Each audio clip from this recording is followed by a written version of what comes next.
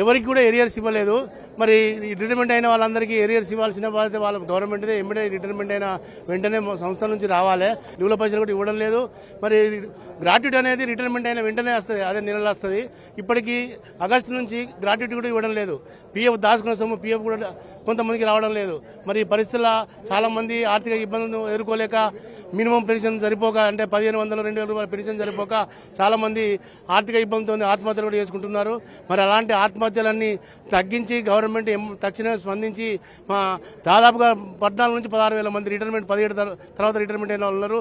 వీళ్ళందరి యొక్క బాధను, వాళ్ళ కుటుంబాల పరిస్థితిని మా ఇబ్బందులను దృష్టిలో పెట్టుకొని అర్థం చేసుకొని మా పైన మా మేనేజ్మెంట్ కనికరించి ప్రభుత్వం నుంచి కానీ సాయం అంది తక్షణమే మా రిటైర్మెంట్ అయిన వాళ్ళకు బకాయిలు చెల్లించాలని కోరుతూ మీ ద్వారా తెలియజేస్తున్నాం. జనగాం నుంచి వచ్చినాం సార్. మేము ఎక్కడోళ్ళని అక్కడ అరెస్ట్ చేస్తున్నారు సార్.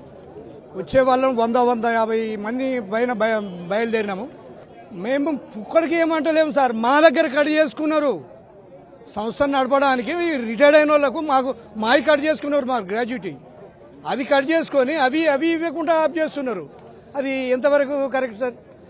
రేషన్ కార్డు లేదు, ఆసరా పెన్షన్ లేదు. నేను 65 సంవత్సరాల వయసు ఉన్నది సార్ నాకు. నేను ఎట్లా బతకాలి? వాళ్ళు ప్రకటించేటప్పుడు అన్ని ప్రకటిస్తున్నారు సార్. ఉచిత బస్సు అనే పదం ముందు వస్తుంది 5-6 పథకాలలో. మరి సార్ బండిలో డీజిల్ పోస్తేనే కదా నడిచేది, బండి నడిపితేనే కదా బస్సు నడిచేది. నువ్వు విపరీతంగా ఫ్రీ ఫ్రీ ఫ్రీ అనుకుంటా పోయినావు.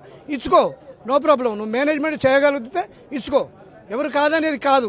కానీ అందులో పనిచేసిన మా కొడుకు తినే తిండి కోసం మాకు కావాలా వద్దా? మా సావులకు కారణము అధికారులు, ప్రభుత్వం. ఇదే సార్. పేమెంట్లన్నీ డబ్బులన్నీ ఆపేసి ఇప్పుడు ఇస్తాం అప్పుడు ఇస్తామని చెప్పి మా పేరు మీద 400 కోట్ల రూపాయలు గత ఎండీ గారు తీసుకొచ్చి అందులో 120 కోట్లు వేసి 176 కోట్లు వేరే రూపంగా వాడుకొని మా పేరు రిటైర్మెంట్ పైన కార్మికులని మోసం చేసుకుంటా మమ్మల్ని కాలయాపన చేసుకుని ఈ లెక్కలు ఆ లెక్కలు అని గత 6 నెలల లోపల ఇవి వస్తున్నాయి, చేస్తున్నాయి, ఫిక్సేషన్ అవుతున్నాయి, అవుతున్నాయని చెప్పి గత 2 సంవత్సరాల నుంచి కొనసాగించుకుంటా మా యొక్క ఆర్థిక ఇబ్బందులు, మా కుటుంబ పిల్లలు ఆరోగ్యం రీత్యా చాలని బతుకులతోటి కనీసం వచ్చే హయ్యర్ పెన్షన్ రాకుండా కూడా 2-3 వేల రూపాయలతోటి భార్య పిల్లలు బతకడానికి చాలా ఇబ్బందికరంగా ఉంది. కాబట్టి గవర్నమెంట్ వెంటనే తలుచుకొని మా పేమెంట్లు, మా బకాయిలు మాకు రావాల్సిందని చెప్పి మేము ఎలాంటి ఉచితాలని మేము కోరడం లేదు. మాకు ఆ బంధు ఈ బంధు కావాలని కోరతలేము. కావాలి మా కష్టార్జితం మాకు రావాల్సిన పిల్లలు, మా పిల్లలు చెందవలసిన మేము ప్రతిగుండగానే ఇవ్వాలని మేము కోరుకుంటాము. మీరు మాపై కరుణ చూపించకుండా మేము పలుమార్లు మీ యొక్క దివ్య సన్నిధికి వచ్చినాము, మిమ్మల్ని బ్రతిలాడుకున్నాము, మా సమస్యలను మీ యొక్క సముఖంలో పెట్టినాము. అయినా మీరు స్పందించట్లేదు. మీకు మా మీద కరుణ కలగట్లేదు. ఎందుకని? ఒక్కొక్కరికి 60 నుంచి 68 సంవత్సరాల వృద్ధులు ఉన్నారు ఇక్కడ. వీరు ఎంత వేదనతో వచ్చినారు ఇలా బస్భవన్ దగ్గరికి. మరి కాబట్టి అధికారులు స్పందించాలి. వారికి రావాల్సిన ప్రతి బకాయి ఆగస్టు మాసం నుంచి ఇప్పుడు గ్రాడ్యుటీలు కూడా ఇవ్వట్లేదు. ఈ బకాయిలంటే అనుకుందాం, కానీ గ్రాడ్యుటీ ఇవ్వకపోవటం ఏంది? అది నేరం చట్టరీత్యా. కాబట్టి మేమనేది ఏంటంటే, అదే కాకుండా అనేక మంది పిఎఫ్ రిజెక్ట్ అయిపోయినారు, పెన్షన్ కోసం అప్లై చేసుకుని రిజెక్ట్ అయిపోయినారు. బస్ భవన్లో దాని గురించి పట్టించుకునే నాదుడు లేడు. ఆ యొక్క రిజెక్ట్ అయిన ప్రతి అప్లికేషన్ మీరు మళ్ళా తిరిగి దాన్ని పునరుద్ధరించి బరకత్పురా పంపాలని అడుగుతున్నాం. ఇంకొకటి, హయ్యర్ పెన్షన్ కి అనేక మంది అప్లై చేసుకున్నారు. అనేక మంది డబ్బులు లక్షలు వడ్డీలకి కట్టినారు. పాపం వారైతే చనిపోతున్నారు బాధకి, వడ్డీలు కట్టలేక బాధకి చనిపోతున్నారు. అలాంటి పరిస్థితి నుంచి మీరు మాత్రమే గట్టెక్కించగలరు. మీరు ఆలోచించాలా.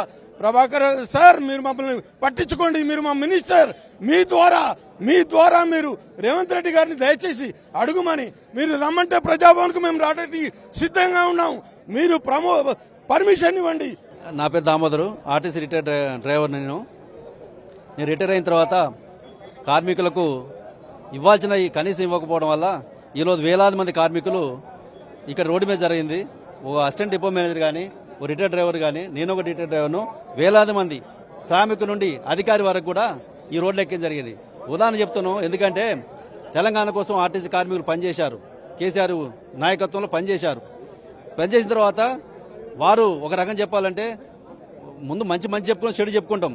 వారు 44 ఇచ్చినప్పుడు ఆర్టీసీ జీతం కనపడేది. 16% ఇచ్చాడు, సంతోషం వచ్చింది. సకల సమ్మకు మొత్తం జీతం కూడా ఇచ్చాడు. కానీ కేసీఆర్ని మేము ఒక రకం చెప్పాలంటే ఇప్పుడు తెలుస్తుంది మేము తప్పుగా అర్థం చేసుకున్నామని. అది వాస్తవం. కానీ ఈ ప్రభుత్వాన్ని ఎందుకు నమ్మామంటే, రేవంత్ రెడ్డి గారు మేము సమ్మె చేసినప్పుడు మాకు మా ముందే వచ్చాడు 10 మంది కనపడ వచ్చి మాకు నెంబర్లు ఇచ్చి మీ పోరాటం మేము మద్దతు ఇస్తా, మీకు అన్ని గౌరవంగా ఇస్తా, అన్ని రకాలు చూసుకుంటా అని చెప్తే నమ్మాం ఆర్టీసీ కార్మికులుగా. కానీ వాళ్ళ గద్దెనెక్కిన తర్వాత అసలు విస్మరించాడు కార్మికుల్ని, అత్యంత ఘోరంగా అవమానిస్తున్నారు. ఇలా రిటైర్ అయిన కార్మికులు వృద్ధాప్యంలో చక్కగా గౌరవంగా బతకాలని కోరుకుంటారు. డబ్బులు వస్తే ఇల్లు కట్టుకుంటారు, పిల్లలు పెళ్లి చేస్తారు, ఇంకేదైనా పనులు చేస్తారు. అవన్నీ ఏం చేయకుండా అరిగోసపడుతున్నారు రేవంత్ రెడ్డి గారు.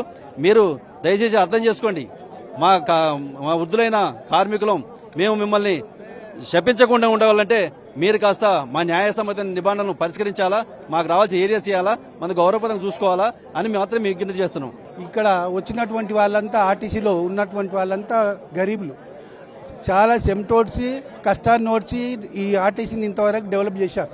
కానీ అటువంటి ఆర్టీసీని ఇవాళ కష్టం చేసినటువంటి వాళ్లకు ఇవ్వకుండా ఈ 2000 ఇంత వృద్ధులు ఎన్నో విధాలుగా సర్వీస్ చేసేటప్పుడు ఏమనుకుంటారంటే నాకు ఇల్లు కట్టుకోవాలి, లేకపోతే పిల్లల పెళ్లిళ్ళు చేయాలని ఏదో అలా ఉన్నాయని కూడా పెట్టుకుంటారు, చేస్తారు. కానీ అటువంటి వృద్ధులకు ఇవాళ ఏమి ఇవ్వకుండా అరిగోస పెడుతున్నారు. కానీ అందుకోసమే రేవంత్ రెడ్డి గారు మాకు కళ్ళబోలు మాటలు చెప్పి మీరు వచ్చారు. కానీ మీకు వచ్చినందుకు మాకు ఏం వ్యతిరేకం కాదు, మేము ఎవరికి కూడా వ్యతిరేకం కాదు. కానీ మాకు కావాల్సినటువంటి డబ్బులు మీరు తొందరగా ఇప్పిస్తే మేము మీకు మంచుకుంటాం. ఎద్దు ఏడ్చినటువంటి వ్యవసాయము ముందలపడదు, అడవిలో ఏడ్చినటువంటి ఇల్లు ముందలపడదు. కానీ ఆర్టీసీ కార్మికులు ఏడిస్తే మాత్రం గవర్నమెంట్ కూడా ముందలపడదు. కాబట్టి ఆ గవర్నమెంట్ మా యొక్క సంతోషంగా ఉంటే మీరు మంచుకుంటారని మేము కోరుకుంటున్నాం. కాబట్టి ఎంబడే మాకు రావాల్సినటువంటి డబ్బులు ఇప్పిస్తే బాగుంటుంది. అయితే మా మెయిన్ డిమాండ్స్ ఏంటంటే పే స్కేల్ ఏరియర్స్ ఇవ్వాలి అనేది ఒకటి. రెండోది ఏంటంటే మాకు డిఫరెంట్ సెటిల్మెంట్స్, గ్రాట్యుటీను, లివ్ ఎన్కాష్మెంట్ ఇవ్వాలి, డబ్బులు ఇవ్వాలనేది ఒకటి. తర్వాత మాకు పెన్షన్ ఆర్టీసీ తరఫు నుంచి వచ్చే పెన్షన్ లేదు, ఒక ఎస్ఆర్బీఎస్ తప్ప ఏది లేదు. అది కూడా ఎస్ఆర్బీఎస్ కూడా వీఆర్ఎస్ వాళ్ళకి ఇవ్వడం లేదు. అంటే 30 ఏళ్ళ సర్వీస్ ఉండి కంట్రిబ్యూషన్ ఇచ్చిన వాళ్ళందరికీ ఇవ్వాలని సర్క్యులర్స్లో ఉంది. అయినా కూడా మా వీఆర్ఎస్ వాళ్ళు దాదాపు 30 ఇయర్స్ దాటిన వాళ్ళు చాలా మంది ఉన్నారు, 35 ఏళ్ళు పనిచేసిన వాళ్ళు కూడా ఉన్నారు. వాళ్ళందరికీ కూడా ఆర్టీసీ నుంచి రావాల్సిన ఎస్ఆర్బీఎస్ పెన్షన్ కూడా ఇవ్వడం లేదు. తర్వాత మాకు ఉన్నది ఒకే ఒక పెన్షన్, పిఎఫ్ పెన్షన్, అది ఈపీఎఫ్ఓ నుంచి వస్తుంది.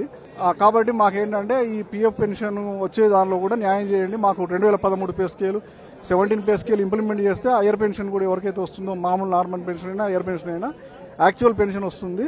అది మళ్ళీ ఆ పెన్షన్ క్యాలిక్యులేషన్స్ కూడా వాళ్ళు ఈపీఎఫ్ఓ వాళ్ళు 35% లెస్ చేశారు, మాకు అందరికి అన్యాయం చేశారు.